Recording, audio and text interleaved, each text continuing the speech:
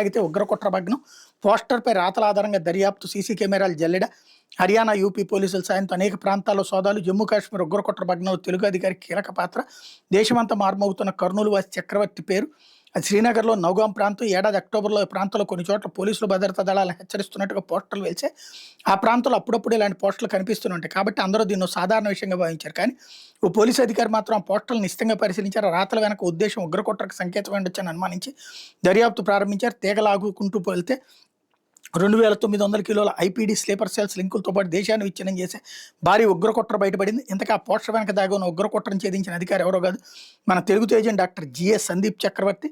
ఆంధ్రప్రదేశ్లోని కర్నూలు నగరానికి చెందిన ఆయన శ్రీనగర్ సీనియర్ ఎస్పీగా పనిచేస్తున్నారు. ఇప్పుడు ఆయన పేరు దేశమంతా మారుమోగుతోంది. అక్టోబర్ 19 శ్రీనగర్లోని బస్పోరా నౌగాంలోని వివిధ ప్రదేశాల్లో జైషే మహమ్మద్ పోస్టర్లు వెలిసే ఆ పోస్టర్ల ఆధారంగా ఎఫ్ఐఆర్ నమోదు చేసి దర్యాప్తు చేపట్టారు. జమ్మూ కాశ్మీర్ పోలీసులు శ్రీనగర్, అనంతనాగ్, గండర్బాల్, షోషియాన్లోని అనేక ప్రదేశాల్లో సోదాలు నిర్వహించారు. హర్యానా పోలీసులతో కలిసి ఫరీదాబాద్లో ఉత్తరప్రదేశ్ పోలీసుల సాయంతో సహరాన్పూర్లో తనిఖీలు చేపట్టారు.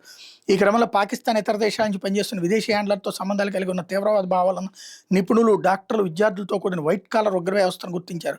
నేరారోపణలకు సంబంధించిన పత్రాలు, ఎలక్ట్రానిక్ పరికరాలు, ఆయుధాలు, మందుగుండు సామాగ్రి, ఐఈడి తయారీకి ఉపయోగించి సామాగ్రిని స్వాధీనం చేసుకున్నారు. ఈ కుట్రలో నిషేధిత ఉగ్రవాద సంస్థలు జైషే మహమ్మద్, జైఎం, అన్సార్, గజ్వత్ ఉల్ హింద్, ఏజీయూహెచ్ఎల్తో సంబంధం ఉన్న అంతర్రాష్ట్ర, అంతర్జాతీయ ఉగ్రవాద మాడ్యూల్ని ఛేదించడంలో పోలీసులు విజయం సాధించారు. కర్నూలు నగరానికి చెందిన రిటైర్డ్ డాక్టర్ జీవి రామారావు, పి